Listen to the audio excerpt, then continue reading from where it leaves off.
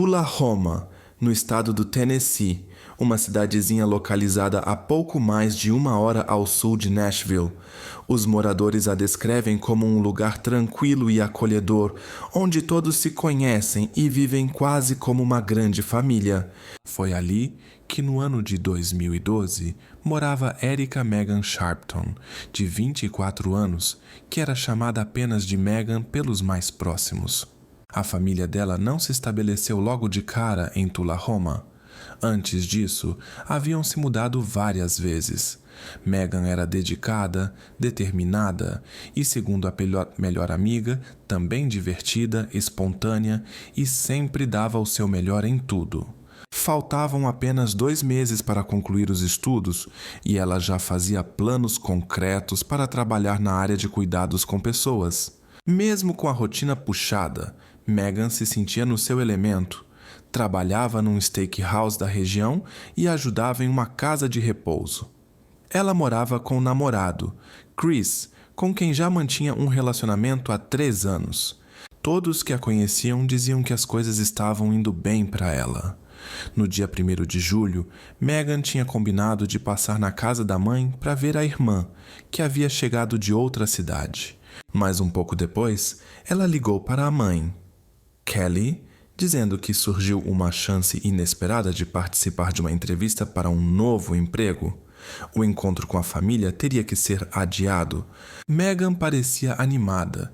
Se tudo desse certo, disseram até que adiantariam uma parte do pagamento logo após a reunião. A família, sabendo do quanto ela era focada, a apoiou e desejou boa sorte. Todos combinaram de se falar mais tarde. Mas as horas foram passando e nenhuma notícia veio, nem sobre como foi a entrevista. O celular de Megan estava desligado e ela não respondeu ninguém, nem familiares, nem amigos, nem mesmo Chris. Já era muito depois da meia-noite quando chegou o dia 2 de julho e a preocupação começou a crescer. Mesmo que o encontro não tivesse dado certo, todos esperavam ao menos uma mensagem. Por volta da 1h30 da madrugada, numa noite muito quente e seca, 2 adolescentes passavam por uma estrada deserta na região da Owl Hollow Road e viram um foco de fogo na mata ao lado. Era um local isolado. A igreja mais próxima ficava a quase 1 quilômetro e as casas estavam ainda mais longe, do outro lado da ponte. Quase ninguém parava por ali. Não era o tipo de lugar onde as pessoas costumavam caminhar ou descansar. Os adolescentes ligaram para os serviços de emergência, achando que poderia ser o início de um incêndio florestal, algo que poderia se espalhar com facilidade. Os bombeiros chegaram rápido e começaram o combate às chamas. A princípio pensaram que alguém tivesse deixado uma fogueira acesa ou jogado uma bituca de cigarro, mas ao se aproximarem, ficou claro. A situação era muito mais grave. O fogo parecia ter sido usado para apagar algum vestígio de algo muito perturbador. O que foi encontrado ali era Megan. Não havia nenhum carro por perto, nem marcas de outras pessoas. Também não havia documentos, celular, bolsa ou chaves. Nada que pudesse indicar quem era ela ou como chegou naquele lugar. Ela não usava nenhuma peça de roupa da cintura para baixo, e o local do incêndio, junto com o modo como começou, deixava claro. Tudo aquilo havia ocorrido antes das chamas. Um dos agentes que chegou ao local comentou o quanto os ferimentos na cabeça dela eram sérios. Havia uma deformação visível no crânio. A jovem não portava documentos e não havia ninguém com características semelhantes listado como desaparecido. Mas um detalhe chamava-lhe a atenção: uma camiseta típica de estudantes da área da saúde, além de algumas tatuagens. Isso permitiu à polícia montar uma descrição inicial.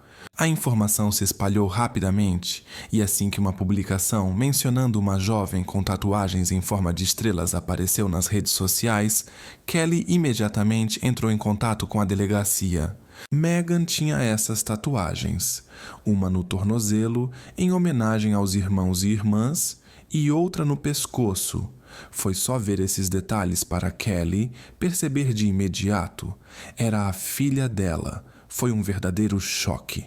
A cidade entrou em estado de pânico, as pessoas ficaram assustadas. Tudo aconteceu de forma repentina e sem uma razão aparente. Quem conhecia Megan ainda não consegue acreditar. Ela trabalhava como garçonete, mas os amigos a chamavam pelo nome verdadeiro, Erica Sharpton. Ninguém podia imaginar que algo assim pudesse acontecer com ela. Era uma jovem comum de 24 anos, estudava enfermagem, trabalhava em uma casa de repouso e ainda conciliava isso com o restaurante. O sonho dela era deixar a área de atendimento ao público e construir uma carreira em um setor onde pudesse realmente crescer. Ela foi encontrada logo cedo na segunda-feira. Estava deitada entre o mato alto e tudo ao redor estava em chamas. Segundo o xerife Tim Fuller, depois que o fogo foi apagado, ficou visível que ela apresentava marcas de um impacto forte na cabeça. Tudo indicava que o local não era onde as coisas aconteceram, mas sim um ponto usado apenas para tentar esconder o que houve. Muitas dúvidas surgiram. Será que ela estava voltando para casa depois de uma entrevista? Será que ela chegou a comparecer? A pessoa com quem ela ia se encontrar poderia estar envolvida? Ou será que foi algo sem qualquer relação? Kelly Sharpton está conosco. A gente entende o quanto tudo isso é difícil para você e sua família. Nossos sentimentos mais sinceros.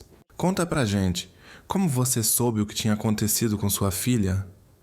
Eu vi uma publicação no Facebook mencionando uma jovem com uma estrela tatuada no pescoço e na perna. Na hora, meu coração disse: é ela! Quando foi a última vez que vocês conversaram? Como ela estava se sentindo? É verdade que ela pretendia visitar alguém da família? Sim, uma das nossas filhas estava nos visitando, veio de outra cidade. Megan acordou às 3h45 da tarde, porque tinha trabalhado até tarde na noite anterior. Ela disse que ia tomar banho e depois vinha. Falou: assim que eu me arrumar, eu vou.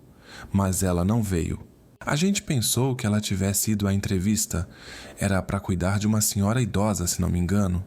Achamos que só não estava com o telefone por perto, mas depois foi como se ela tivesse desaparecido.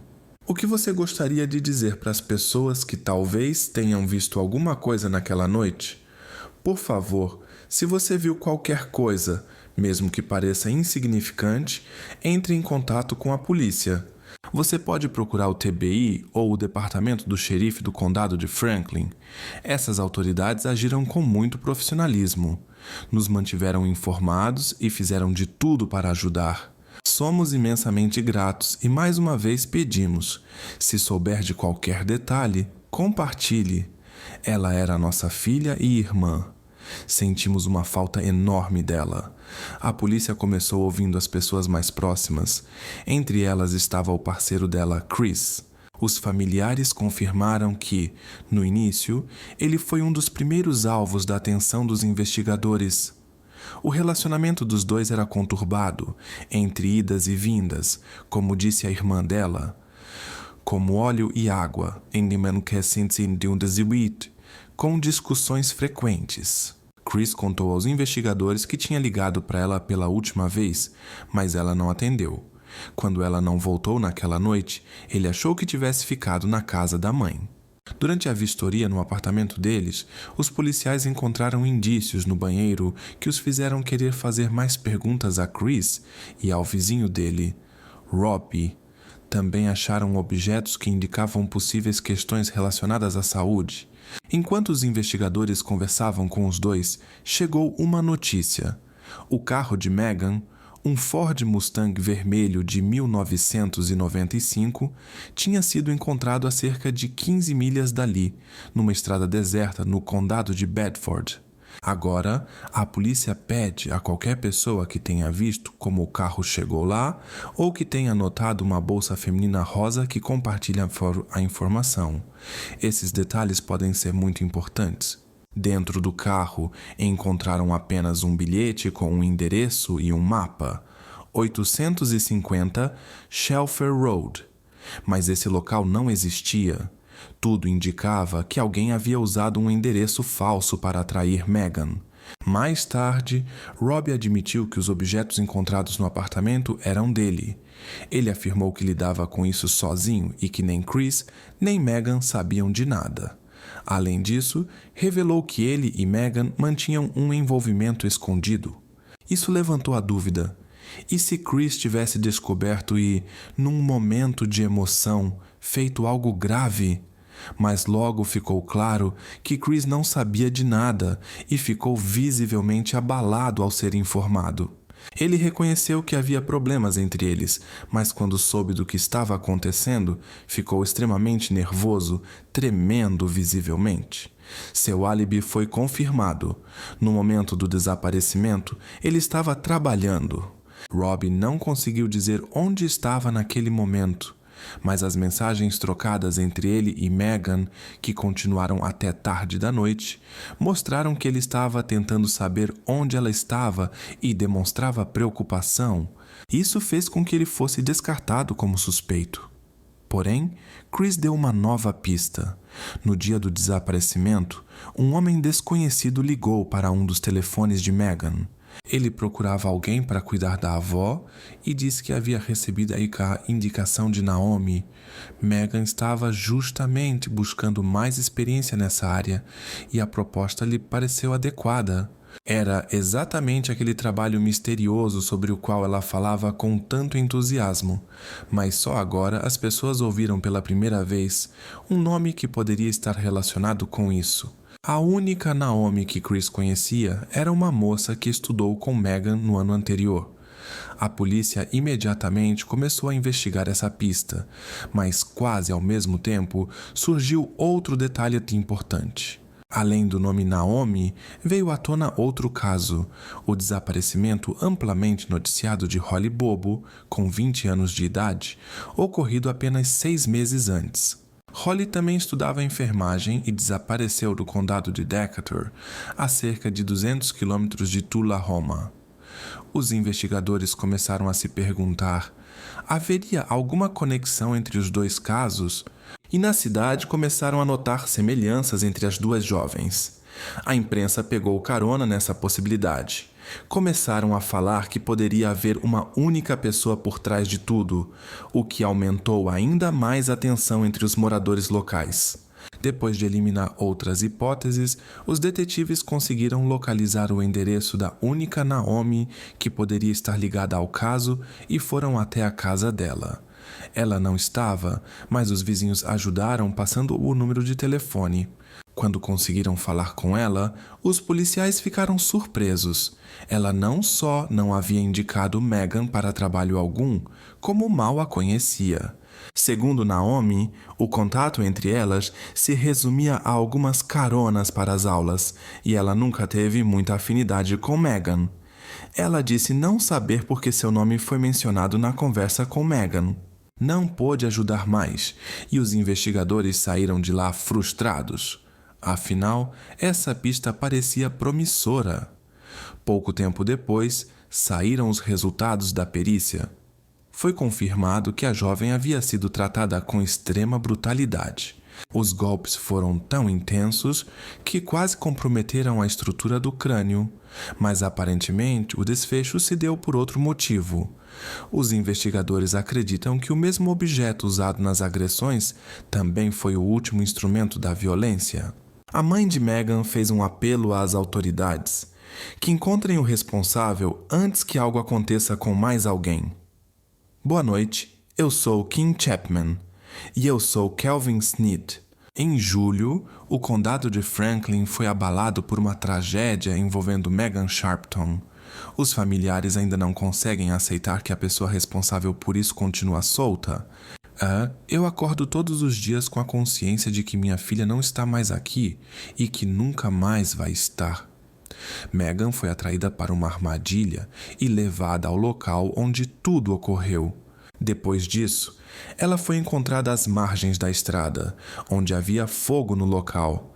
O caso está sendo conduzido pelo promotor Michael Taylor. Ele afirmou que a investigação continua e disse ter esperança de que em breve haja um desfecho positivo. Enquanto o responsável não for capturado, o vazio continua na família de Megan. Kelly lembra o quanto seu filho era próximo dela. Ele confiava nela, pedia conselhos, ela era importante para ele. Isso o abalou muito. A dor e o peso recaíram sobre os ombros de uma mãe de muitos filhos, que um dia prometeu criá-los e apoiá-los em tudo. 26 de outubro era para ser o dia em que Megan concluiria seus estudos na faculdade de medicina. Agora quem vai ter que pegar o diploma sou eu. Vai ser um momento de alegria, mas ao mesmo tempo de partir o coração, porque era ela quem deveria estar ali. A família Sharpton faz um apelo ao promotor distrital Taylor para que agilize a investigação, com a esperança de que algo assim nunca mais aconteça e ninguém mais precise passar por isso. Se você souber de qualquer informação sobre esse caso, entre em contato com o escritório do xerife do condado de Franklin. O celular que estava com Megan naquela noite nunca foi encontrado. Mas Chris conseguiu rastrear o número para o qual foi feita a ligação com a oferta de trabalho. E, finalmente, os investigadores tiveram acesso a esse número misterioso. Descobriu-se que a chamada veio de um chip anônimo e pré-pago. Levaram-se 12 semanas desde que Megan foi localizada até que os investigadores encontrassem uma pista realmente relevante. A trilha desse número levou até uma loja na cidade de Tullahoma. Foi lá que o chip foi comprado.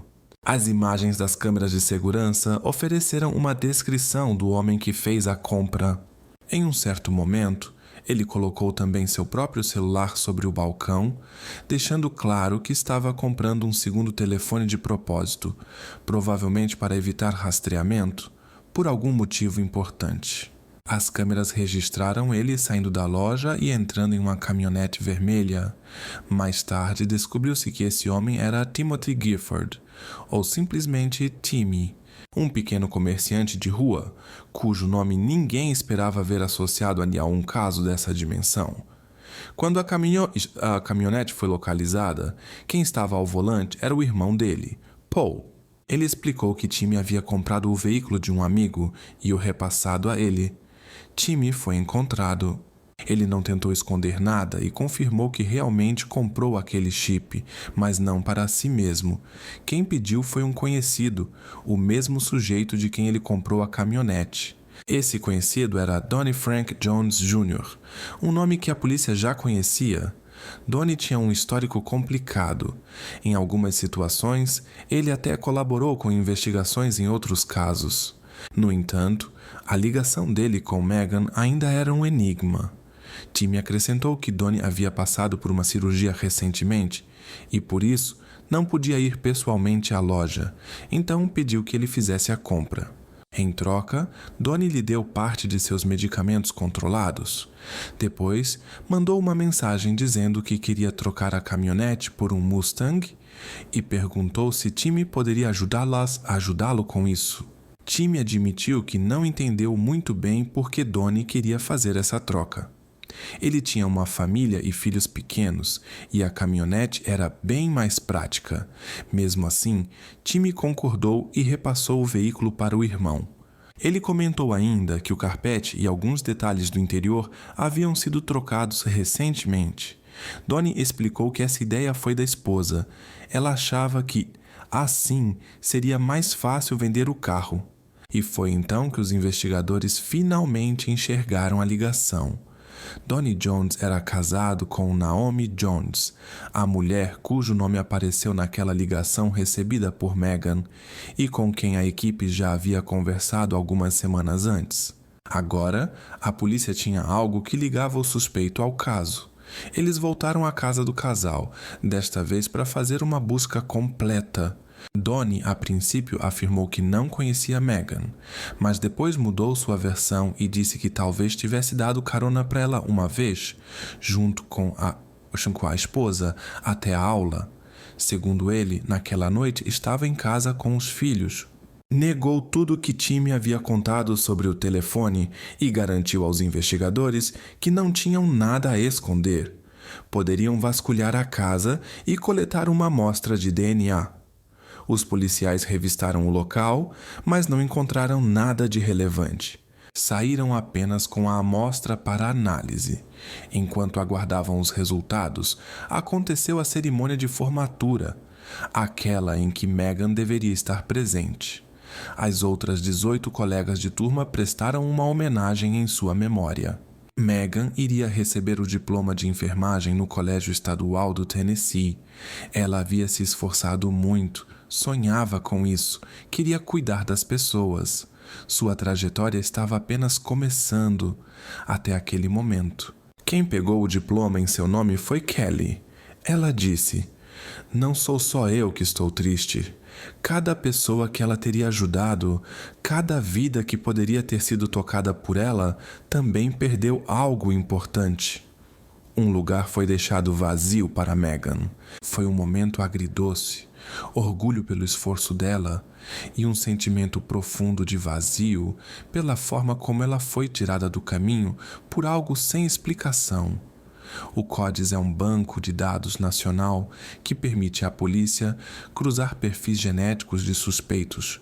Foi por meio desse sistema e da amostra coletada que foi possível confirmar a correspondência com o material do caso de Megan. O resultado levava até Donnie.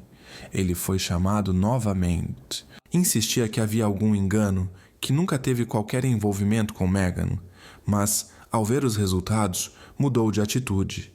Donnie alegou que eles tinham uma relação discreta e consentida.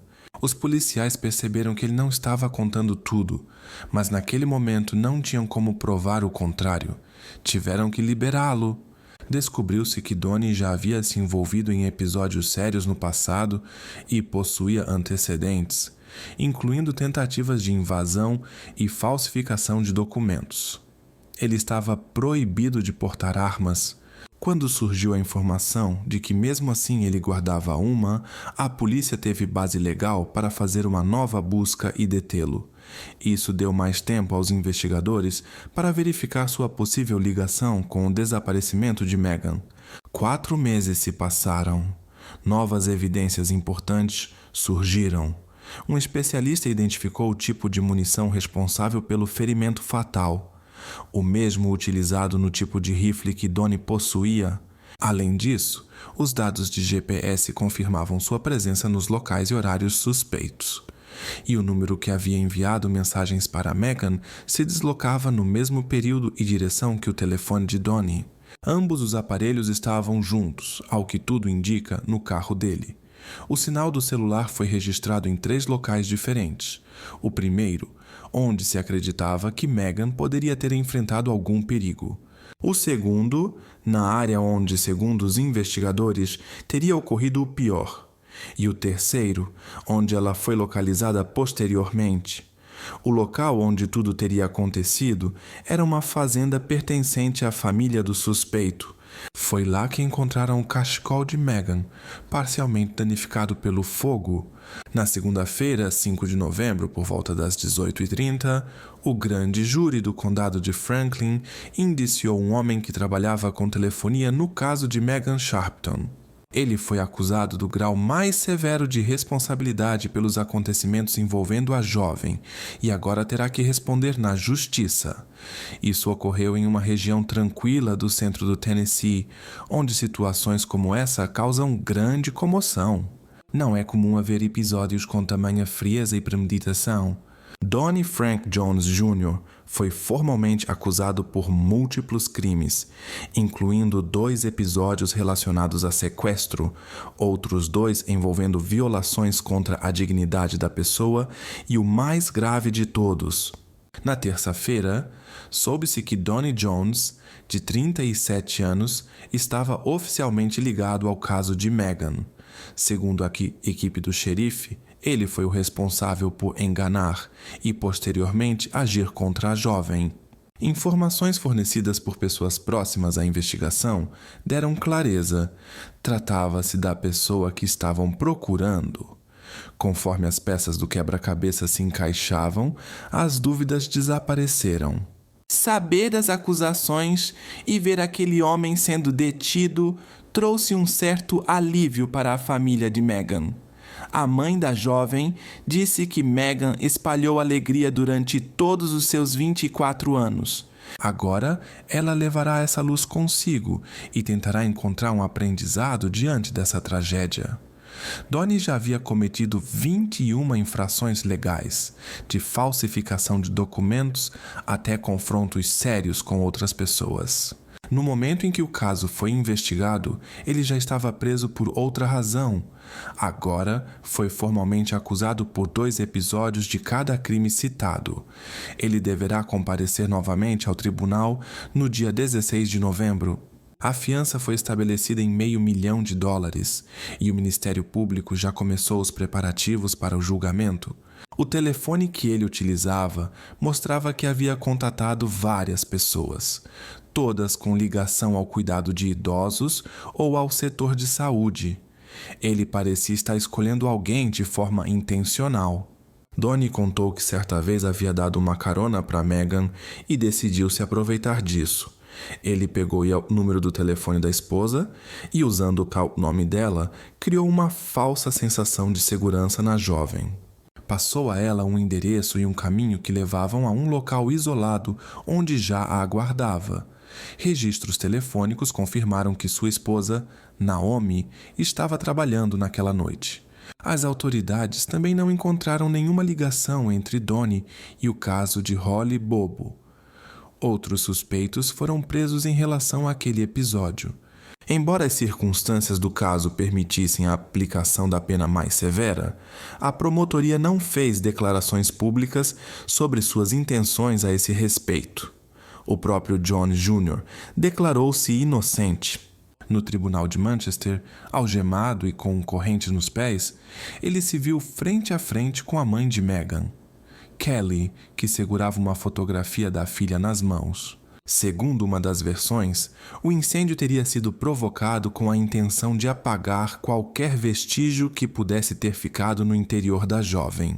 No entanto, como explicou mais tarde o promotor distrital Mike Taylor, aconteceu o contrário. As chamas acabaram preservando indícios fundamentais, que foram essenciais quando os investigadores ligaram Jones aos registros telefônicos e às roupas de Megan encontradas na propriedade da família dele. Sabe-se que ele já havia tentado algo parecido. Em 1998, tentou forçar 2 jovens a entrarem em um carro para levá-lo até uma rodovia. No tribunal, o próprio Jones pediu para acelerar o processo e, olhando para os familiares presentes, murmurou algo que soou como: "Eu não sou culpado, mas ele sabe exatamente o que aconteceu e todos ao redor também. A verdade sempre vem à tona. Não preciso discutir com ele, a polícia já cumpriu seu papel." Como inicialmente ele enfrentava a possibilidade da punição mais severa, mais tarde foi revelado que ele mesmo decidiu colaborar com a investigação, contar tudo em troca de uma pena menos pesada, e foi exatamente isso que aconteceu. O homem responsável pelo que ocorreu com Megan fez um acordo e perdeu a liberdade para sempre. Em fevereiro de 2013, Donnie Jones Jr., com 37 anos, assumiu a culpa pelo que houve com Megan Sharpton. Foi condenado à prisão perpétua, sem direito à liberdade condicional. Porém, pouco tempo depois, declarou que havia mudado de ideia, alegando que seu advogado o teria convencido a isso e que sua esposa teria recebido ameaças. O juiz Curtis Smith analisou o pedido e autorizou uma nova audiência, mas com o tempo a decisão original voltou a valer. Atualmente ele continua cumprindo a mesma pena. A irmã de Megan, Carrie, afirmou: "Se aquilo não tivesse acontecido com Megan, tenho certeza de que Donnie Jones teria continuado procurando novas vítimas. Ela o impediu ao custo da própria vida para proteger outras pessoas." Kelly Sharpton, mãe de Megan, sofreu um golpe devastador. Contava que tudo aquilo a consumia por dentro.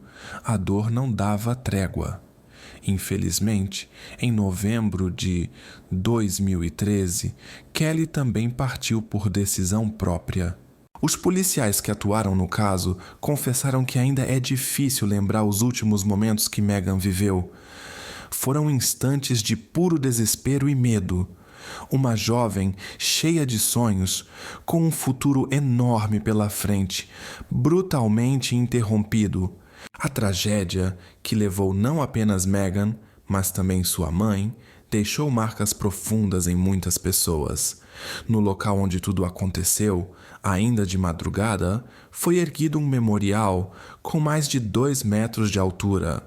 Ele é decorado com 24 estrelas, uma para cada ano vivido por ela, e faz referência às tatuagens que tinham um grande significado para Megan. A irmã dela contou que a família será eternamente grata a todos que estiveram ao lado deles e ajudaram a atravessar esse momento tão doloroso.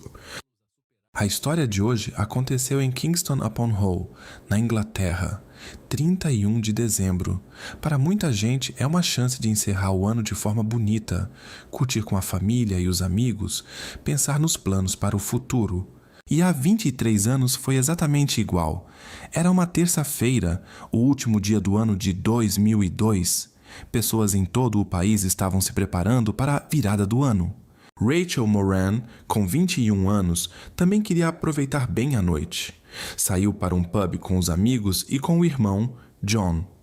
Rachel era muito próxima da família e planejava passar a noite na casa dos pais, na Hull Road. Depois de uma noite animada, com bebidas e conversas, Rachel e John voltaram para casa. Já era por volta de 1h15 da madrugada, e Wanda, mãe de Rachel, ainda não tinha ido dormir. Estava lendo um livro quando os filhos chegaram. John foi direto para o quarto, enquanto Rachel ficou na cozinha com a mãe. Wanda sugeriu que a filha ligasse para o namorado, Mark, e desejasse feliz ano novo. Rachel decidiu fazer isso. Mark deveria estar no apartamento deles naquela noite, cuidando dos gatinhos. Ela ligou para o número fixo. Ninguém atendeu. Depois tentou o celular dele, mas quem atendeu foi um conhecido do casal. Dava para ouvir risadas, música, um clima de festa no fundo. Mark tinha sido chamado para uma comemoração e resolveu ir. Isso deixou Rachel bastante chateada. Os gatinhos estavam sozinhos e ela nem sabia disso. A ligação caiu rápido. O celular estava sem crédito. Depois disso, Rachel saiu do cômodo. Wanda pensou que ela tinha ido dormir, mas alguns minutos depois ela apareceu de novo, já com outros sapatos, pronta para sair. Disse que ia embora. Wanda foi atrás dela e perguntou para onde estava indo. Rachel respondeu que queria voltar para o apartamento e ver se os gatinhos estavam bem. Do lado de fora estava frio, ventava forte e Wanda ficou preocupada. Era noite, quase não havia táxis e a filha ali estava sozinha. Enquanto elas conversavam, passou por ali um homem desconhecido. Wanda chegou a pensar em pedir para ele acompanhar Rachel só para se sentir mais tranquila, mas acabou desistindo. Apesar das tentativas de convencer a filha, Rachel insistiu e foi mesmo assim. A mãe pediu que ela ligasse assim que chegasse. Rachel prometeu que sim. Cerca de meia hora se passou, nenhuma ligação. Wanda começou a tentar ligar para a filha. Uma vez, outra e mais outra, mas não teve resposta. O telefone fixo no apartamento dela também não tocava. Wanda tentou encontrar uma explicação. Talvez Rachel tenha ido atrás de Mark, tentado encontrá-lo. Mas os minutos viraram horas e ainda assim nenhum sinal dela. Exausta com tantas preocupações, Wanda foi deitar, torcendo para ouvir a voz da filha ao amanhecer. Assim que o sol apareceu, o telefone tocou. Wanda pulou da cama, desceu as escadas correndo, o coração acelerado de expectativa. Seria a filha, finalmente? Mas não. Era a própria Wanda, mãe de Rachel. Ela ligou para desejar feliz ano novo à sua mãe. Estavam com ela sua outra filha e Rachel, a irmã mais nova. Wanda conversou com o filho, John, e com o marido Ray. Contou que Rachel, segundo disse, tinha saído cedo para casa, mas não deu mais notícias. John tentou ligar para o celular dela, mas não conseguiu, nem sinal de chamada. Quando ligou para o telefone fixo, uma esperança surgiu. A linha estava ocupada. Sinal de que alguém ainda estava no apartamento. Alguns minutos depois, Wanda retornou a ligação. Dessa vez, alguém atendeu. Era Mark. Ela perguntou se Rachel estava em casa. Não, ela não está. Achei que tivesse ficado aí com vocês, respondeu ele surpreso. Mark contou que passou a noite fora. Voltou por volta das 7 da manhã e foi direto dormir. O apartamento estava exatamente como ele havia deixado. Os gatinhos não tinham sido alimentados e nada indicava que Rachel tivesse voltado. Wanda e John foram imediatamente até o local e realmente ela não estava lá. Aquilo não parecia nada com ela. Wanda sentiu logo de cara que algo estava errado. Mark tentou tranquilizá-la, dizendo que talvez Rachel tivesse passado na casa de alguém. Nem mesmo 12 horas haviam se passado, mas Wanda não acreditava nisso. Ela sabia. A filha com certeza teria ligado assim que chegasse em casa. E se ela não estava lá, onde estaria então? Rachel Moran era a caçula da família originária da Irlanda. Filha de Wanda e Ray, tinha um irmão chamado John e 2 irmãs, Wanda e Carrie. O pai costumava chamá-la de a pequena da família. Quando era criança, sonhava em ser veterinária, mas depois decidiu se dedicar ao trabalho em um centro infantil. Cuidava de bebês, o que lhe dava muita alegria. Rachel era uma jovem muito marcante, alta, com aparência vibrante. Sabia aproveitar a vida e buscava ver o melhor nas pessoas. Estudava no Hall College em um curso de entretenimento e performance. Apesar de ter muitos conhecidos, era um pouco tímida com estranhos. Foi lá, em 2001, que conheceu Mark Shepard. Eles começaram a namorar e logo passaram a morar juntos em um pequeno apartamento térreo na região de Orchard Park.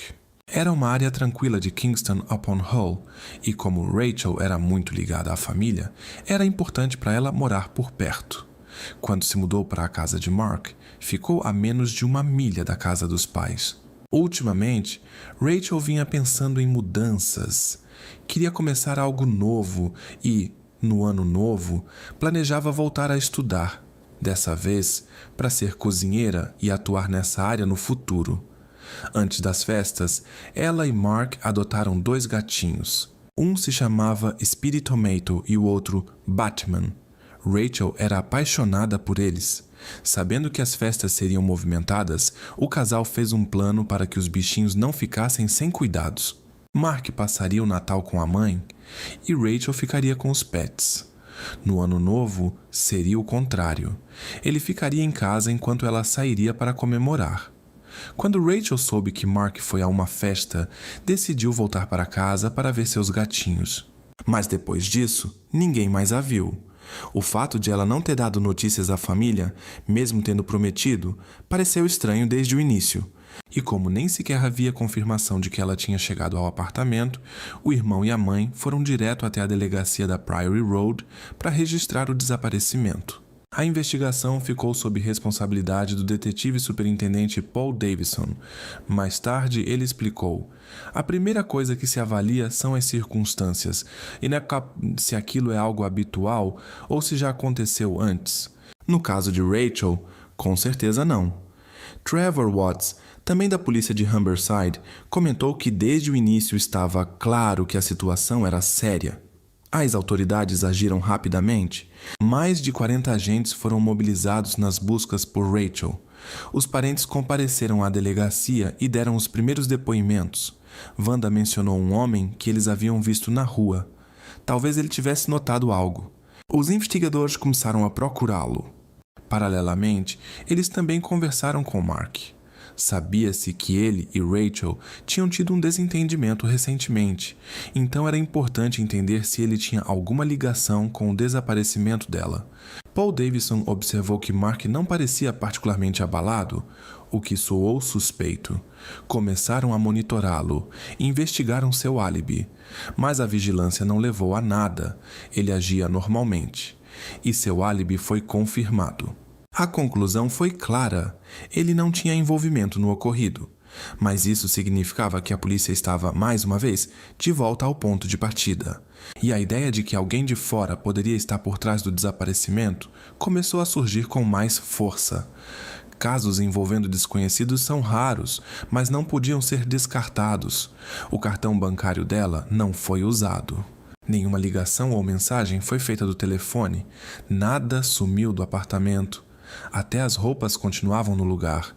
Então, começou a análise das câmeras de segurança da região para tentar reconstruir o trajeto de Rachel. E houve progresso. As câmeras registraram sua presença perto da loja Jackson's, na Hall Road. Isso deu aos investigadores tanto um horário quanto uma direção. Agora sabiam onde concentrar os próximos passos. Todos os recursos possíveis foram mobilizados nas buscas. Um helicóptero sobrevoava a área, cães farejadores foram usados, a polícia montada foi chamada.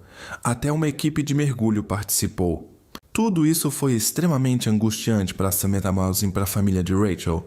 Agora estava claro o quão sério era tudo. O caso ganhou grande repercussão e as reportagens começaram a se multiplicar na imprensa. Os familiares pediam que qualquer um com alguma informação se manifestasse. Em seus apelos, descreviam Rachel como alguém com aparência mais juvenil do que adulta. Ela tinha um jeito suave e confiável. Sábado, 11 de janeiro de 2003. Os mergulhadores vasculhavam o canal de Bomston, um lugar onde era comum se desfazer de entulhos. Foi lá que surgiu a primeira pista concreta da investigação.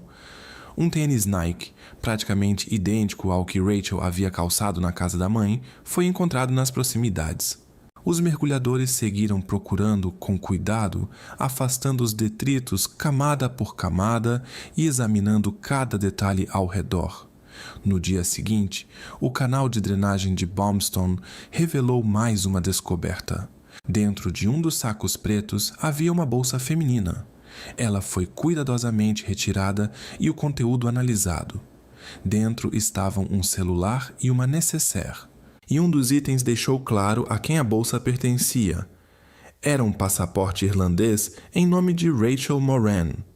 Pela forma como tudo foi escondido, era evidente. Aquilo não estava ali por acaso. Os objetos foram colocados de propósito, de forma a não chamar a atenção. Tudo isso indicava cada vez mais que algo muito grave poderia ter acontecido com a jovem. Para entender melhor os acontecimentos, a polícia decidiu recriar o último trajeto dela. Uma funcionária com aparência semelhante à de Rachel vestiu roupas idênticas e percorreu o mesmo caminho que ela havia feito. A esperança era que isso ajudasse alguém que estivesse na rua naquela noite a se lembrar de algum detalhe importante. E de fato, após essa ação, algumas pessoas procuraram os investigadores. Mas como tudo ocorreu na virada do ano, algumas lembranças estavam embaralhadas. A festa e o álcool afetaram essa precisão dos relatos. Ainda assim, o esforço valeu a pena. As autoridades conseguiram acesso às imagens de câmeras de segurança de uma escola próxima. A qualidade do vídeo deixava a desejar, mas no canto superior esquerdo da tela foi possível distinguir uma silhueta. Na opinião do investigador, poderia ser a própria Rachel. Se realmente fosse ela, isso indicaria que faltavam apenas cerca de 200 metros até o apartamento dela. No entanto, também significava que ela havia seguido por um caminho diferente do habitual. A princípio, acreditava-se que ela teria escolhido uma rota bem iluminada, mas as imagens mostravam que ela virou por uma trilha mais escura e isolada. Quando a carne da gravação foi adiantada, algo inquietante chamou a atenção. Uma segunda figura se movia rapidamente atrás da jovem. Se tudo aconteceu naquela região, talvez essa pessoa saiba de algo. Agora, a polícia tinha uma área específica para concentrar as buscas. Como apontou o oficial Trevor Watts, na maioria das vezes as pessoas são encontradas dentro de um raio de 1,5 km do último local onde foram vistas. Decidiu-se então inspecionar cada casa nesse perímetro. Mais de 100 agentes foram mobilizados para a operação, tornando-se a maior busca já registrada na história da polícia de Humberside. Foi um enorme desafio para toda a corporação. Os recursos exigidos eram imensos, mas ninguém queria desperdiçar nem a menor possibilidade. terça-feira, 28 de janeiro de 2003. As buscas começaram. Cada equipe era formada por 3 pessoas, um especialista e 2 policiais. As casas eram verificadas uma a uma até que um telefonema alarmante chegou ao centro de operações. Do outro lado da linha estava um dos agentes, falando com visível nervosismo. A notícia que ele transmitiu abalou todos. O grupo liderado por Steve Dennison estava inspecionando um apartamento no número 19 da Nash Court. O morador era um rapaz jovem, que naquele momento recebia a visita de um amigo. O lugar causava má impressão, sujo, bagunçado, com lixo espalhado por toda parte. A inspeção foi rápida. O dono mostrou os cômodos sem demonstrar muita preocupação. Rachel não estava em lugar algum. Restava verificar apenas um espaço: o depósito de lixo, localizado no mesmo prédio e vinculado ao apartamento de número 19. Os policiais pediram ao morador que entregasse a chave. Primeiro ele disse que não tinha. Depois afirmou que não lembrava onde estava. Em seguida, mudou novamente a história e disse que talvez estivesse com a mãe dele. Tudo isso soou estranho. Se o depósito é usado regularmente e faz parte do imóvel, por que o responsável não teria acesso a ele? Os policiais insistiram. Precisavam inspecionar o local. Pediram que ele encontrasse a chave o mais rápido possível. Pouco tempo depois, ele enfim trouxe a chave e, após entregá-la ao policial, voltou para seu apartamento. Quando a porta foi finalmente aberta, havia lá dentro uma pilha de lixo, um carpete velho e algumas caixas. Começaram a retirar tudo. Em determinado momento, o policial Dennison se virou para pegar mais um item e percebeu que seu colega havia congelado, olhando fixamente para o interior. Ao se aproximar, entendeu o motivo. Entre os entulhos, era possível ver parte de uma perna humana. Após 4 semanas de buscas, ficou claro que Rachel havia sido localizada. Seus restos estavam escondidos naquele pequeno espaço, com cerca de 1 metro por 1 metro. Tudo estava coberto por sacos e tecidos. O local ficava a apenas 200 metros da casa dela. 2 homens ligados ao apartamento foram imediatamente detidos. O proprietário, Michael Little, de 23 anos. O amigo dele, Mark Fuller. Ao ouvir as acusações, Mark rapidamente começou a dizer que não sabia de nada e que não entendia o que estava acontecendo. Michael confirmou que o amigo não tinha envolvimento. Enquanto Mark era levado para a delegacia, o policial Steve Dennison permaneceu com Michael. Foi então que ele começou a falar, e foi isso que Steve anotou no caderno. Estou tão aliviado que vocês a encontraram. Já fazia muito tempo que eu queria contar isso para alguém. É como tirar um peso do peito. Vi as reportagens na televisão e só ficava esperando que um dia vocês viessem. Nunca contei para ninguém. Ninguém sabe. Não dá para fingir que sou uma pessoa comum depois do que aconteceu. Acho que devo ser algum tipo de monstro. Naquela noite, vi ela. Estava andando sozinha. Me aproximei, puxei conversa, convidei para entrar e tomar alguma coisa. No começo estava tudo tranquilo, conversamos, mas depois tivemos uma discussão. Acho que fui para outro cômodo e quando voltei, ela estava na cozinha, de costas para mim. Quando cheguei mais perto, ela se virou de repente e vi que estava com uma faca na mão. Ela fez um movimento brusco e acabei me ferindo no braço.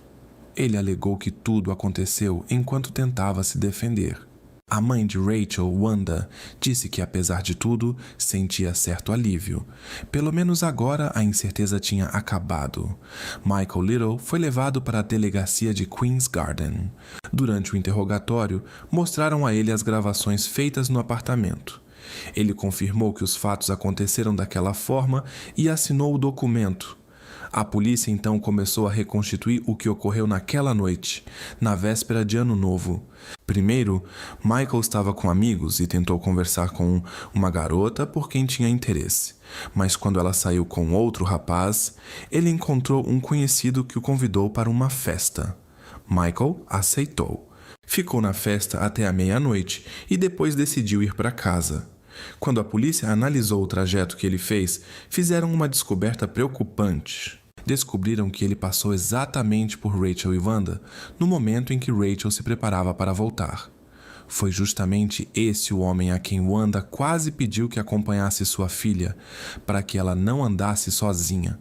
É possível que ele tenha escutado quando Rachel disse que iria a pé.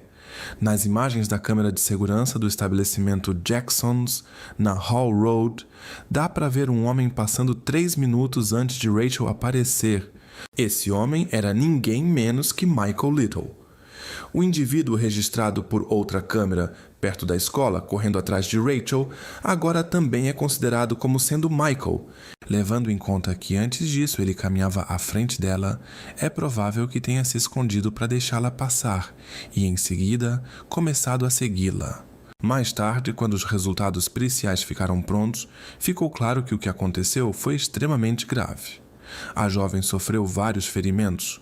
Os golpes foram desferidos por trás e usaram uma faca de cozinha grande que nunca foi encontrada.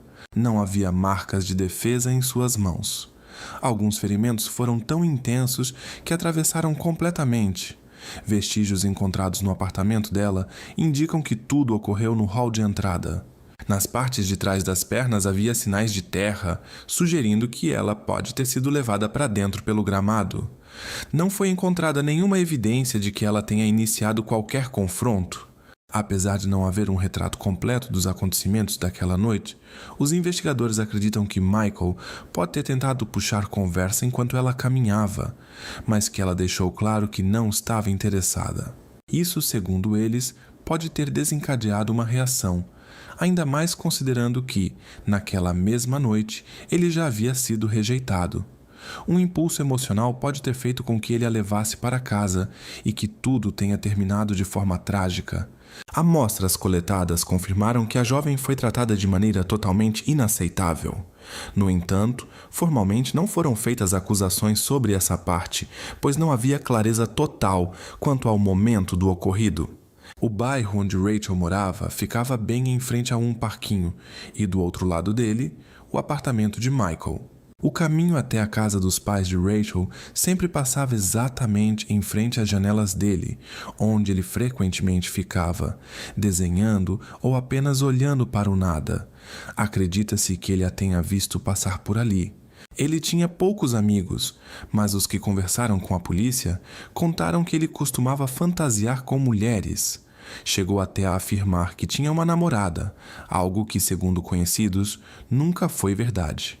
Quando a descrevia, dizia que era alta, magra e loira, uma descrição que coincidia com a aparência de Rachel. Apesar do que disse no início, depois sua versão mudou. Ele passou a afirmar que foi Rachel quem se aproximou primeiro, pedindo para que ele a acompanhasse no caminho, dizendo que isso a faria se sentir mais segura. Segundo ele, ao chegarem em sua casa, os dois teriam se desentendido e ele a teria atingido no rosto com as costas da mão. Mais tarde, confessou a um policial: "Eu perdi o controle, peguei uma faca e fiz algo do qual agora me arrependo.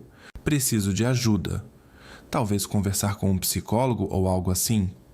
No entanto, as provas reunidas não sustentavam essa versão, nem sobre uma briga, nem sobre ela supostamente ter o atacado. As autoridades não acreditaram nessa história. Outro homem que foi detido durante a investigação, Mark Fuller, acabou sendo liberado. Descobriu-se que ele não tinha relação com o que aconteceu com Rachel, mas uma pergunta permanecia: quem era Michael Little? Ele estudou na escola Greatfield Comprehensive, em Hull, onde sofria com piadas por causa do peso. Os colegas o apelidavam de Gordinho. Ele costumava andar com a irmã, que era 4 anos mais nova. O pai havia deixado a família e o padrasto, segundo Michael, o tratava mal. Depois, esse padrasto faleceu devido a problemas renais. A pessoa que Michael mais amava era a mãe. Ela e a irmã eram as únicas figuras femininas próximas em sua vida. Já adulto, morava em diferentes apartamentos da prefeitura que quase nunca limpava. Os vizinhos o achavam estranho. Mal saía de casa, fazia uso de substâncias e passava horas assistindo conteúdos inadequados. Um ex-colega de classe contou que Michael costumava consumir algo que o deixava imprevisível. sempre teve algo de estranho nele. Era difícil lidar com ele, disse. Na sexta-feira, 31 de janeiro de 2003, Michael Little, com 23 anos, foi formalmente acusado pelo que aconteceu com Rachel Moran. Ele se declarou inocente, o que significava que haveria julgamento. O processo começou no tribunal de Hull. Havia provas suficientes e o público queria saber qual seria sua estratégia de defesa. Foi nesse momento que sua versão mudou mais uma vez.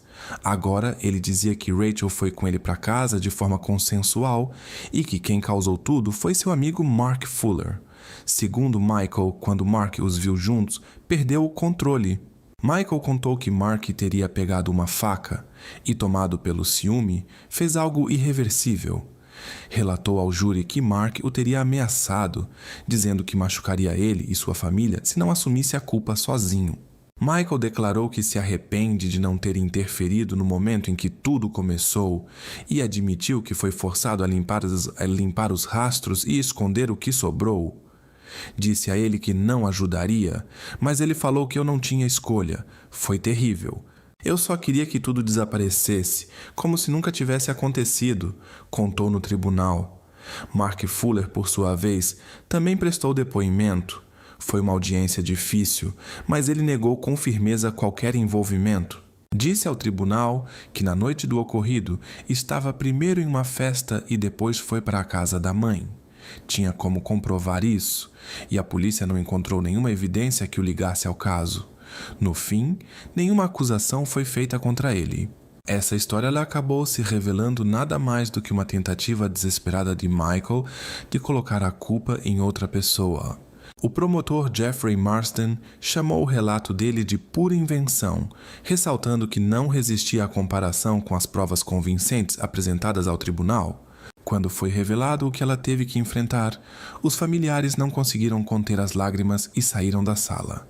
A acusação apresentou uma sequência inteira de evidências. Michael se contradizia ao explicar por que não tinha a chave do depósito.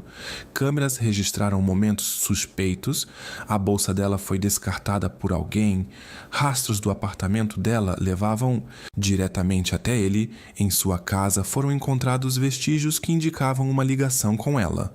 Ele mesmo não apresentava nenhum sinal de confronto, e sua versão dos fatos mudava o tempo todo. O cenário era claro e consistente. Mas será que isso era suficiente? Após 3 semanas de julgamento, os jurados discutiram a decisão por 9 horas.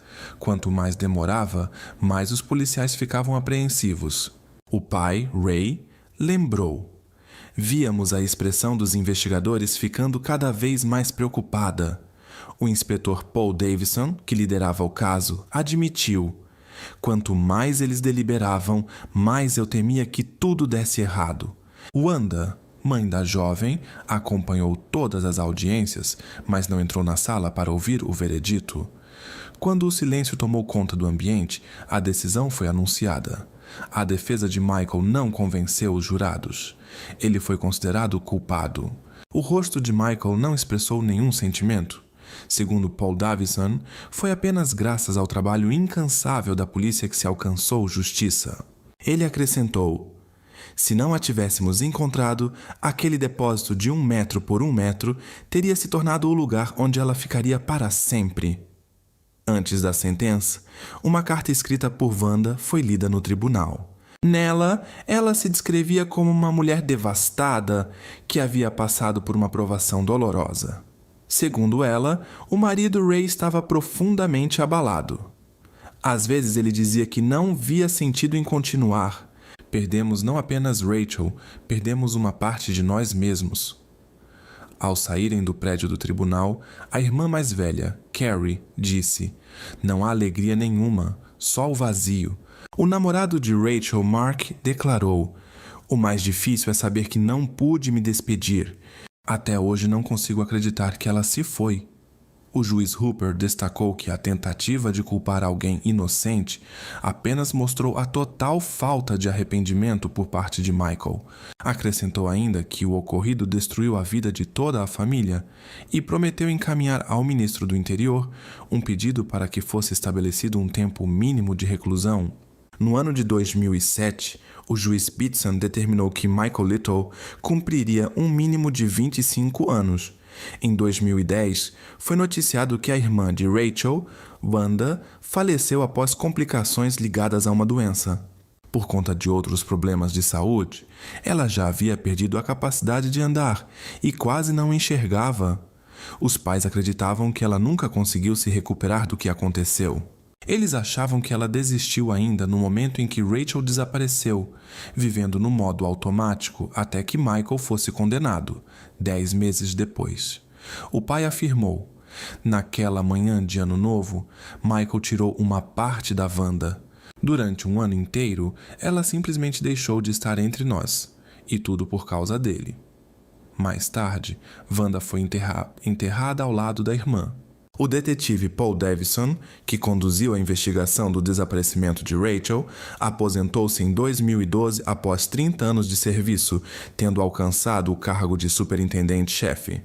Para muitos, a virada do ano é um momento de esperança, de passar a noite com quem se ama e pensar no futuro. Rachel também esperava por esse dia. Sua vida estava apenas começando e parecia cheia de possibilidades promissoras. Mais tarde, Paul Davison escreveu um livro sobre o caso de Rachel. Ele recebeu um título simples, Rachel, e foi publicado com a aprovação de Wanda e Ray. Paul manteve contato com a família, frequentemente mencionando a força interior e a resiliência com que enfrentaram tudo o que aconteceu. São pessoas verdadeiramente admiráveis. Durante a investigação, ele pôde perceber o vazio que esse desaparecimento deixou na vida deles. Essa dor é como se o tempo tivesse parado e cada segundo fosse carregado de um peso enorme. Isso não passa. Mas, apesar de tudo, eles demonstraram uma coragem impressionante. Abraham Lee Shakespeare nasceu em 1966 na Flórida. Sua infância foi difícil. Ele abandonou a escola depois do 7º ano e nunca aprendeu a ler ou escrever. Na adolescência, teve algumas passagens por centros de reabilitação por pequenos furtos, mas mais tarde começou a ganhar a vida com trabalho pesado. A mãe de Abraham, Elizabeth, com quem ele tinha uma relação muito próxima, sempre dizia que seu filho era trabalhador e tentava se manter ocupado. Mais tarde, Abraham se tornou pai.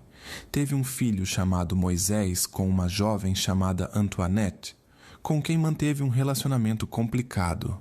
Apesar da separação, Abraham continuava cuidando do filho e o via sempre que podia. Em novembro de 2006, Abraham trabalhava como assistente de motorista de caminhão numa empresa de entrega de alimentos.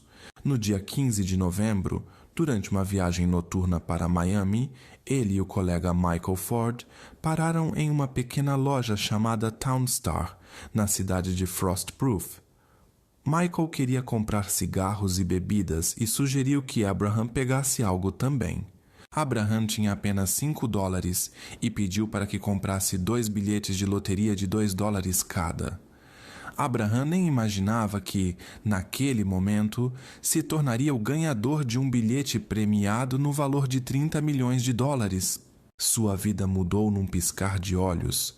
De pequenos bicos e vida simples, ele passou a ter acesso a grandes oportunidades. Mas em menos de 3 anos, nem o dinheiro nem Abraham eram mais vistos. Quando se ganha na loteria, existem 2 opções para receber o prêmio, em parcelas anuais ou em uma grande quantia única. Abraham escolheu o pagamento único. Após os descontos de impostos, ficou com aproximadamente $17 milhões em mãos. Em janeiro de 2007, ele comprou uma casa espaçosa em um condomínio fechado por $1.100.000.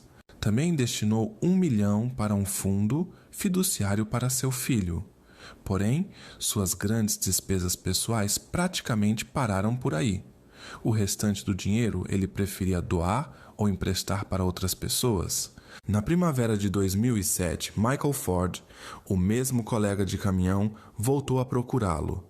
Michael exigia uma parte do prêmio, alegando que teria sido ele quem comprou os bilhetes.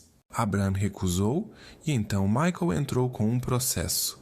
afirmando que os bilhetes eram seus e que Abraham teria se apropriado deles. No entanto, o júri não acreditou nessa versão e, em outubro de 2007, após apenas 1 hora de deliberação, decidiu a favor de Abraham. Michael ficou de mãos vazias. A vitória na loteria fez de Abraham uma celebridade local e logo surgiram muitas pessoas querendo compartilhar de seu sucesso. Ele era descrito como alguém que seguia mais o coração do que a razão, o que o tornava extremamente generoso. Quitava hipotecas de terceiros, emprestava e doava grandes quantias, pagava tratamentos médicos e ajudava em momentos difíceis. Abraham era bondoso e generoso não apenas com familiares e amigos, mas também com completos desconhecidos. Ele sempre tentava retribuir àqueles que o haviam ajudado em tempos difíceis. Porém, com o tempo, os pedidos de ajuda financeira começaram a esgotá-lo. Quero voltar à vida de antes, quando podia caminhar pelas ruas tranquilamente, sem ouvir pedidos de dinheiro o tempo todo. Desabafava ele. Amigos, parentes, conhecidos e até estranhos o cercavam com telefonemas e cartas pedindo auxílio. A mãe de seu segundo filho, um menino chamado Jeremias Santeria, contava que até mesmo pessoas que estavam privadas de liberdade enviavam cartas para Abraham pedindo ajuda financeira. O irmão de Santeria lembrava que, certa vez, o telefone de Abraham tocou 8 vezes em apenas meia hora, e em todas as vezes alguém pedia algo de novo. Em novembro de 2009, Cedric Edom, primo de Abraham, procurou o escritório do xerife do condado de Polk e relatou que não conseguia encontrar Abraham. Pessoas próximas comentaram que a última vez que tiveram contato com ele foi em abril, 7 meses atrás. Alguns especulavam que Abraham poderia ter pego o que restava de seus recursos e ido embora para recomeçar a vida. Outros achavam que ele simplesmente se cansou de perceber que muitos se aproximavam apenas por interesse financeiro e decidiu se afastar de toda a atenção. O breve período de fama que ele vivenciou teve um grande impacto, e essa hipótese parecia plausível. Porém, Elizabeth, mãe de Abraham, insistia que seu filho jamais partiria sem avisá-la. 7 meses sem qualquer sinal era um tempo demais. A polícia iniciou a investigação imediatamente. Uma das novas conhecidas de Abraham era Doris Donegan Moore, mais conhecida como Didi Moore. Muitas pessoas do círculo de Abraham mencionaram seu nome, sugerindo que ela poderia saber mais do que dizia. Didi já havia trabalhado como assistente de enfermagem e, posteriormente, em um grande escritório da área de saúde. Além disso, possuía alguns pequenos negócios próprios. Ela dizia que faturava cerca de $10.000 por mês, com a venda de telefones pré-pagos Nexatil e aproximadamente $30.000 por ano com produtos da Mary Kay. No entanto, seus gastos ultrapassavam em muito sua renda. As dívidas em cartões de crédito, o aluguel do carro e da moradia só aumentavam. O primeiro contato entre Didi e Abraham aconteceu depois de uma conversa dela com Bárbara, corretora de imóveis de Abraham. Didi contou que estava escrevendo um livro sobre pessoas bem-sucedidas e Bárbara sugeriu que ela conhecesse Abraham. Mas após se encontrarem, Didi concluiu que ele não precisava de um livro. Precisava de alguém para ajudá-lo a administrar seu dinheiro. Embora alguns meses antes Abraham fosse milionário, naquela altura já lhe restava muito pouco, pois havia doado a maior parte de sua fortuna. Didi se ofereceu para ser sua assistente financeira e ajudar a investir o que restava. Eles registraram uma empresa em nome de Abraham, mas quem passou a gerenciar as finanças foi Didi. Ela iniciou seu novo negócio com uma quantia expressiva. Separou para si algo em torno de $1 milhão. Com esse valor, comprou vários carros, joias caras e bancou férias luxuosas. Ela afirmava que era um presente de Abraham como forma de agradecimento pela ajuda prestada. Porém, em poucos meses, ficou evidente que o dinheiro de Abraham estava desaparecendo rapidamente. Grandes quantias eram transferidas para diferentes contas, incluindo a conta empresarial de Didi ligada à sua empresa American Medical Professionals. No final de fevereiro de 2009, a conta da Abraham Shakespeare LLC no Bank of America tinha pouco mais de $44 mil. Didi parecia muito empenhada em colaborar com a polícia. Contava tanto para os investigadores quanto para os amigos e familiares de Abraham que ele estaria cansado das constantes solicitações de dinheiro e queria apenas desaparecer. Segundo ela, teria ajudado Abraham a realizar esse plano. Enquanto Abraham permanecia fora de vista, Didi se mudou para a casa dele. Alegava ter comprado a propriedade por $655 mil como parte do suposto acordo entre eles. Ela também dizia que Abraham, antes de partir, transferiu a maior parte de seus bens para o nome dela. No entanto, nenhum documento que comprovasse isso foi encontrado, aumentando ainda mais as suspeitas da polícia. Os investigadores solicitaram que Didi tentasse entrar em contato com Abraham. Ela respondeu que vinha trocando mensagens com ele, mas que não poderia revelar sua localização. Então, a polícia decidiu investigar o passado de Didi, seu computador e também as transações financeiras nas contas dela e de Abraham. Assim começou uma investigação longa e complicada. Descobriu-se que Didi tinha uma reputação bastante duvidosa. Havia registros de fraude de seguros, falsas denúncias de crimes, pequenos furtos e dívidas não pagas. Certa vez, ela solicitou um empréstimo para comprar um Lincoln Navigator novo, mas logo percebeu que não conseguiria pagar as parcelas. Para tentar escapar da dívida, Didi encenou uma história extremamente estranha. Escondeu o carro na garagem e alegou que havia sido sequestrada e que havia sofrido grandes danos, além de ter o veículo roubado. Posteriormente, os investigadores descobriram que Didi havia enrolado fita adesiva nos próprios pulsos e até se jogado de um carro em movimento para tornar a história mais convincente. Ela chegou a passar por exames médicos para reforçar sua versão dos fatos. No fim, ela aceitou um acordo judicial e recebeu uma sentença condicional. Mais tarde, Didi foi acusada de prometer ajudar pessoas a abrir negócios, cobrando grandes quantias e depois desaparecendo sem deixar vestígios. Enquanto Abraham continuava inacessível, seus familiares começaram a receber mensagens estranhas enviadas em seu nome e, à primeira vista, pareciam trazer alívio, mas na prática levantavam ainda mais dúvidas, pois Abraham mal sabia ler e escrever e sempre se comunicou apenas por telefone. A análise dos registros telefônicos revelou que ele fazia ligações todos os dias, mas no dia 6 de abril, todas as chamadas cessaram de repente, surgindo apenas mensagens de texto esporádicas. Tudo indicava que algo poderia ter acontecido com ele no início de abril. Em dezembro de 2009, Didi convidou a mãe de Abraham, Elizabeth, para jantar. Recentemente, Didi havia presenteado Elizabeth com um celular pré-pago. Enquanto estavam no restaurante, Elizabeth recebeu uma ligação de um número desconhecido. Do outro lado da linha, uma pessoa afirmava ser seu filho. Elizabeth imediatamente procurou a polícia e em menos de 24 horas conseguiram rastrear o número e localizar o autor da ligação. A investigação levou até o Shopping Lakeland Mall. Quando os agentes chegaram ao estacionamento, logo notaram o carro de Didi Moore.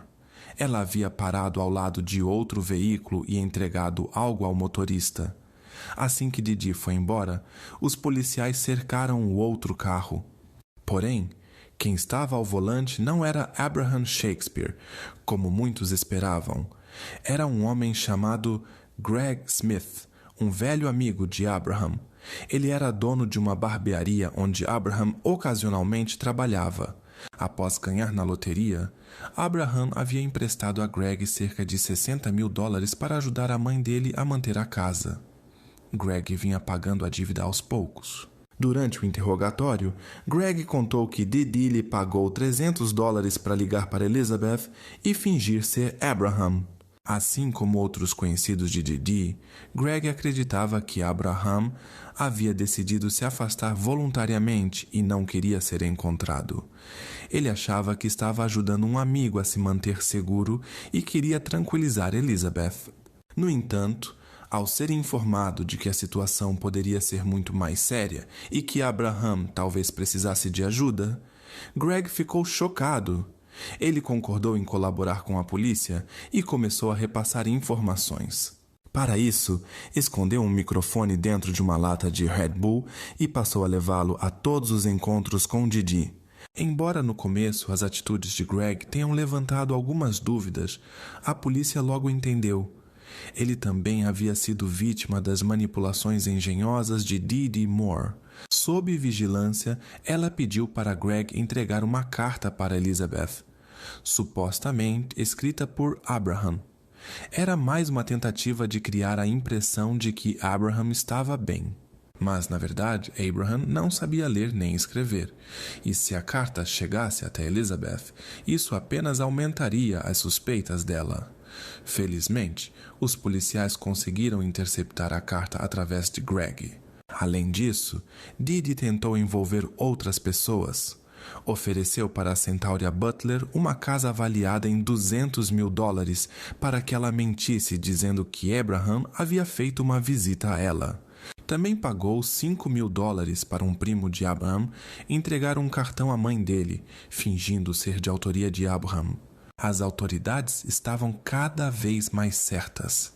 A chave para entender o que estava acontecendo estava nas ações de Didi Moore, e as evidências contra ela só aumentavam.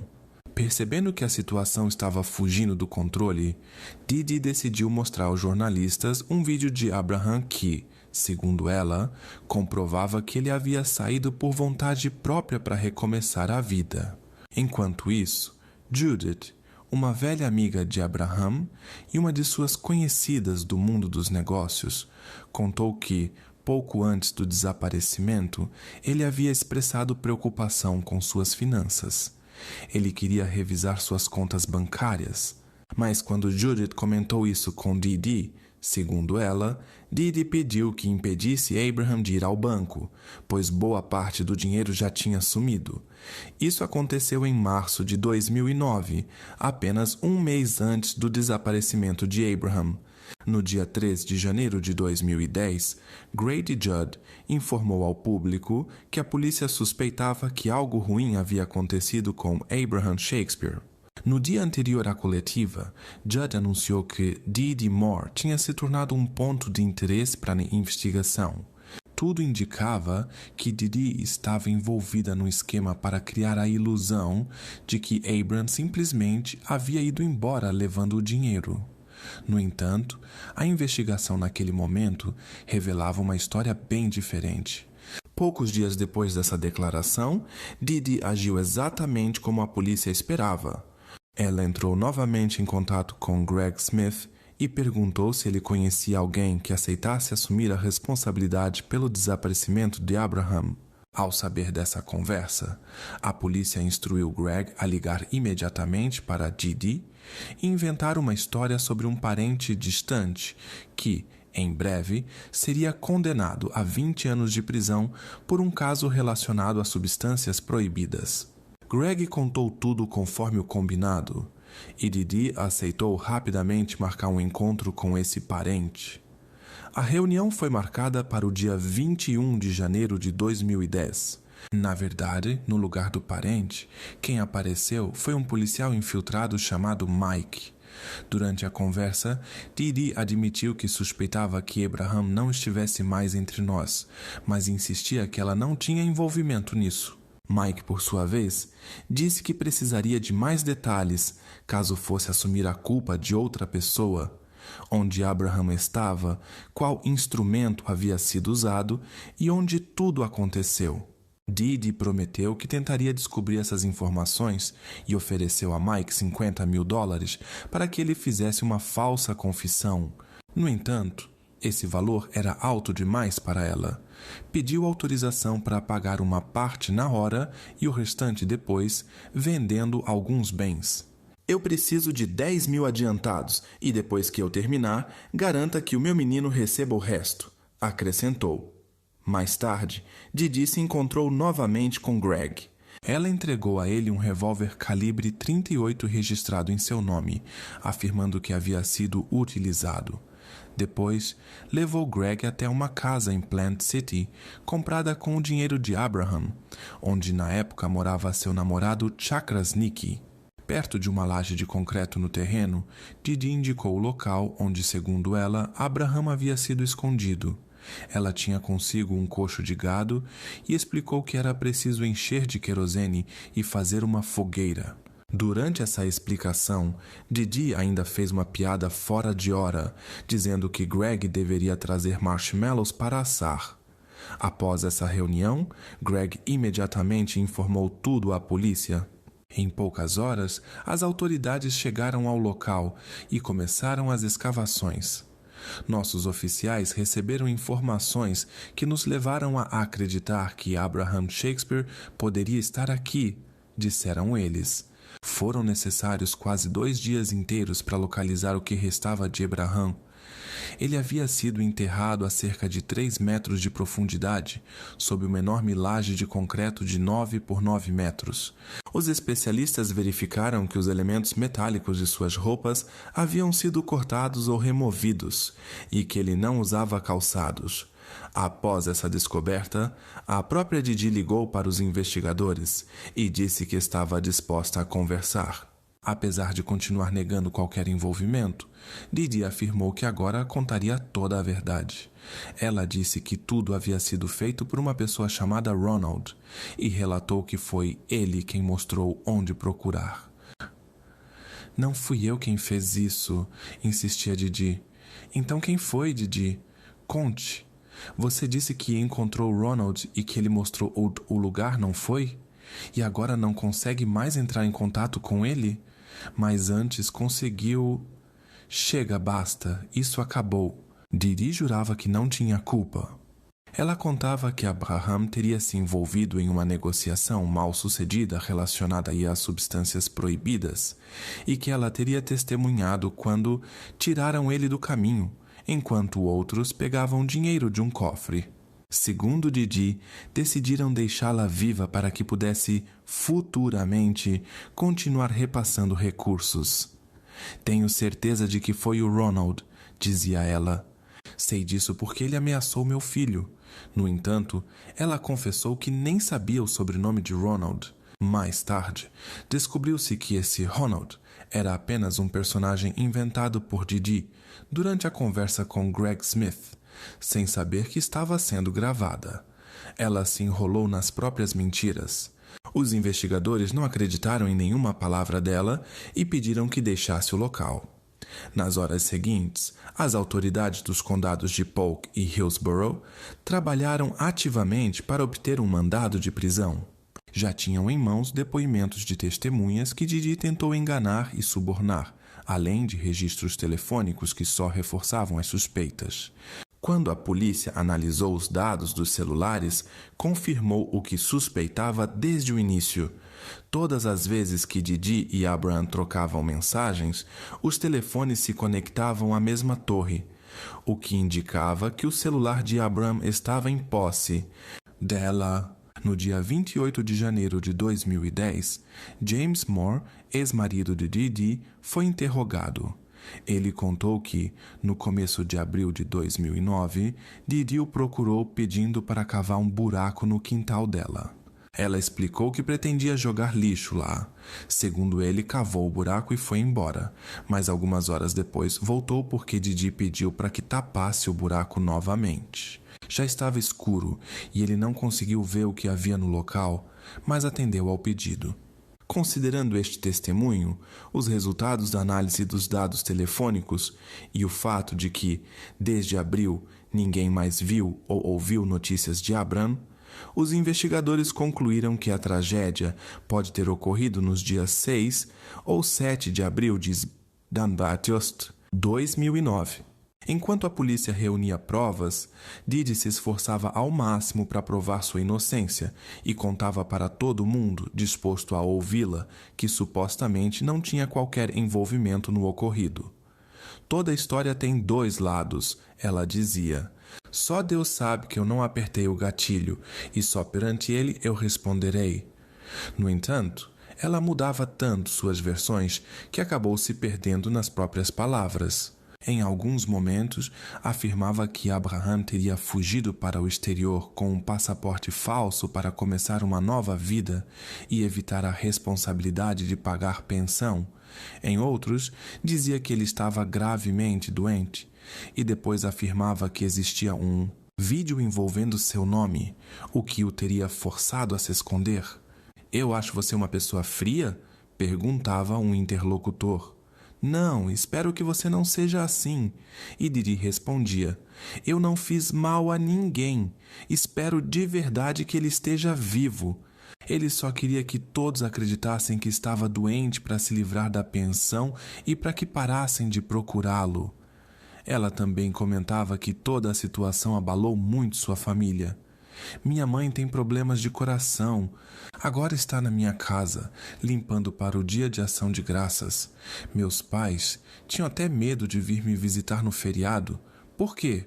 Porque todo esse pesadelo está acontecendo. E como eles souberam? Porque eu sempre fui honesta com eles. Mas ouviram como resposta. Eu, sinceramente, não consigo olhar nos seus olhos e acreditar em uma palavra do que você diz. Você só faz mentir. Didi chegou a tentar colocar a culpa no próprio filho de 14 anos. Porém, desde o início, a polícia não acreditou em nada do que ela dizia. Quanto mais Didi falava, mais inverossímil ficava sua história. Todas as suas entrevistas emocionadas e juras de inocência só pioravam a situação diante das provas acumuladas contra ela. No dia 19 de fevereiro de 2010, Didi Moore foi formalmente acusada e declarou que se considerava inocente. 3 anos se passaram desde o desaparecimento de Abraham, quando Didi compareceu ao tribunal do condado de Hillsborough. Ela afirmava que queria testemunhar em sua própria defesa, contando sua versão dos fatos, mas seus advogados acharam essa decisão muito arriscada. Destacaram que a escolha de não depor foi dela. Durante as audiências, Didi se mostrava extremamente emocional. Ora chorava, ora começava a rir do nada, ora interrompia seus próprios defensores. Por conta de seu comportamento, os juízes precisaram diversas vezes desligar os microfones e suspender as sessões para adverti-la. Mais de uma vez, Didi foi flagrada fazendo caretas ou lançando comentários na direção dos jurados, recebendo advertências por isso. Em certa ocasião, Didi relatou que sofreu uma reação alérgica severa a um medicamento receitado para tratar uma infecção renal. Sua língua inchou tanto que ela precisou de atendimento médico imediato. O juiz ressaltou que ela recebeu toda a assistência necessária e que um médico compareceu especialmente à sala do tribunal para garantir que seu estado fosse estável. Também foi discutido o uso de um dispositivo especial para imobilizar as pernas, a fim de evitar ações inadequadas. Mais uma vez, o juiz advertiu Didi de que gestos, expressões faciais e comentários durante o julgamento eram absolutamente proibidos. Parece que estou sendo considerada culpada só porque estou sentada olhando para o chão. Tentou se justificar Didi. Vou explicar pela última vez. Esse tipo de comportamento não é permitido, respondeu o juiz de maneira firme. Uma a uma, as testemunhas foram chamadas para depor. Didi comparecia ao tribunal usando uma blusa amarela, carregando um caderno e uma caneta nas mãos, anotando cuidadosamente tudo o que o promotor Jay Pruner dizia, enquanto passava quase 1 hora detalhando as provas de seu envolvimento. Entre essas provas estavam as diversas versões que ela contou para investigadores de diferentes regiões enquanto tentavam entender o desaparecimento de Abraham Shakespeare. Menos de 2 meses depois que Abraham perdeu todos os seus bens, tudo o que restava dele era o seu local de descanso, abandonado sob uma laje de concreto, nos fundos de uma casa comprada por Didi, perto de Plant City. Em uma ocasião, Didi deixou escapar. Quando ele se foi, o que imediatamente chamou a atenção de quem a ouvia. O que você quer dizer com se foi? Naquele momento, o que mais preocupava Didi eram os bens de Abraham, e ela chegou a se oferecer para ajudar a resolver a situação. O advogado de acusação destacou que Didi usou pressão e astúcia para construir uma grande mentira.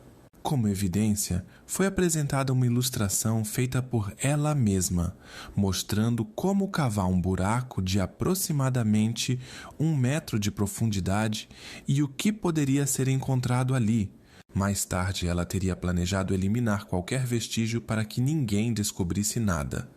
Durante o julgamento, também foi mencionado o armamento encontrado. Uma testemunha confirmou ter visto esse objeto dentro de um cofre. Outra pessoa relatou que certa noite Didi ligou para ele, dizendo que precisava urgentemente lhe contar algo. Ele perguntou: "O quê?" Ela respondeu: "Preciso te contar uma coisa. Abraham não está mais entre nós." "Você percebeu o que havia no buraco antes de cobri-lo?" "Não, senhor." "Viu algum lixo lá? Lembra?" "Pelo que lembro, havia algo, mas não sei dizer exatamente." "Você viu algo que lembrasse uma pessoa?" "Uma simples." "Não, senhor. Ela me pediu para ligar para a mãe de Abraham e fingir ser ele." O investigador David Clark contou depois no tribunal que Didi Moore tentou até flertar com ele. Segundo Clark, ela disse: "Meu filho R.J. disparou 2 vezes contra Abram. Abram tentou me estrangular. Então R.J. correu para o quarto, pegou minha arma e atirou para me proteger, como qualquer filho faria." Clark recordou que Didi se aproximou e disse diretamente que queria um relacionamento íntimo com ele, garantindo que, depois que seu nome fosse limpo, esperava continuar o contato. Também foi revelado que Didi telefonou para seu pai, que estava gravemente doente, esperando que ele assumisse a responsabilidade por tudo o que aconteceu. Donegan contou aos investigadores. Ela disse: "Você já está mais velho, de qualquer forma envelhecendo e tudo mais." Então ela sugeriu que o senhor assumisse a culpa por ela? Sim, foi mais ou menos isso. A promotoria apresentou no tribunal uma gravação da câmera do Walmart, que ligava ainda mais Didi ao caso. Nas imagens, ela aparece pagando em dinheiro por luvas, fita adesiva, lona plástica e outros materiais que depois foram encontrados perto do local do sepultamento. No dia 10 de dezembro de 2012, os jurados precisaram de apenas 3 horas para tomar uma decisão. Estado da Flórida contra Doris Donegan Moore. A ré foi considerada culpada de cometer crime grave de 1º grau. Didi apenas balançou a cabeça em sinal de negação, enquanto os familiares de Abraham assentiam com a cabeça, concordando. Ela tinha tudo o que queria, mas isso não bastou, e ela tirou a vida dele, disseram os parentes. Didi foi condenada à prisão perpétua sem direito à liberdade condicional. Além disso, recebeu no mínimo 25 anos adicionais pela posse do armamento. O juiz Emmett Battles afirmou: "Fria, calculista, cruel. Todas essas palavras descrevem bem quem ela é." Ele acrescentou que Didi provavelmente é uma das pessoas mais traiçoeiras que este tribunal já viu. Abraham Shakespeare se tornou sua vítima. A sede por dinheiro te levou a isso? Após a sentença, Didi ficou furiosa com seus advogados, alegando que, se tivesse sido autorizada a falar no tribunal e contar sua versão, teria sido absolvida. Os defensores, no entanto, insistiram que a decisão de permanecer em silêncio foi dela mesma. Atualmente, Didi Moore cumpre pena na instituição correcional de Lowell. Ela continua entrando com recursos, mudando suas versões dos acontecimentos e afirmando que é inocente. Em 2019, ela alterou novamente sua história. Em uma carta manuscrita enviada ao juiz, pedindo um novo julgamento, pediu desculpas à mãe de Abraham e à acusação por não ter sido honesta, mas ainda assim não assumiu responsabilidade. Em vez de culpar outra pessoa, ela afirmou que nenhum comerciante de substâncias ilícitas esteve envolvido no desaparecimento de Abraham. Segundo ela, o verdadeiro culpado seria Greg Smith. Ela alegou que Abraham teria se envolvido romanticamente com a esposa de Greg e que isso teria motivado a tragédia. Durante meses, Dee encenou verdadeiros espetáculos, tentando convencer todos de que Abraham estava vivo e escondido, mas acabou se enrolando tanto nas próprias versões que perdeu o controle das suas histórias. O detetive Greg Thomas, do gabinete do xerife do condado de Hillsborough, comentou que em quase 20 anos de serviço nunca havia encontrado alguém como Dee. Mesmo atrás das grades, ela concedeu diversas entrevistas, insistindo em sua inocência e mudando suas narrativas a cada vez. Só tolos completos podem acreditar que eu tive algo a ver com isso, dizia ela. Dee afirmava que havia testemunhas que confirmariam sua versão, de que tudo teria sido armado por um misterioso comerciante de substâncias. Contudo, muitas dessas supostas evidências não estavam presentes nos autos do processo, e as testemunhas, como se descobriu, existiam apenas no discurso dela. Além disso, documentos que seriam supostamente de outras pessoas tinham uma caligrafia muito semelhante à dela. Quando o caso começou a ruir, Dee, como se estivesse se despedindo do palco, lançou mais um nome, o de Abraham Shakespeare. Na mesma época, teve início uma série de processos contra Dee Moore, movidos pelos dois filhos de Abram, Moses e Jeremiah. A casa que Dee dizia ter comprado de Abram foi devolvida aos seus herdeiros. Além disso, a família entrou na justiça contra o Bank of America, acusando a instituição de ter permitido que Dee acessasse os recursos de Abraham. Elizabeth, mãe de Abraham, declarou que, apesar de tudo o que aconteceu, encontrou força para perdoar Dee pelo sofrimento causado. Abraham Shakespeare era uma pessoa de coração generoso.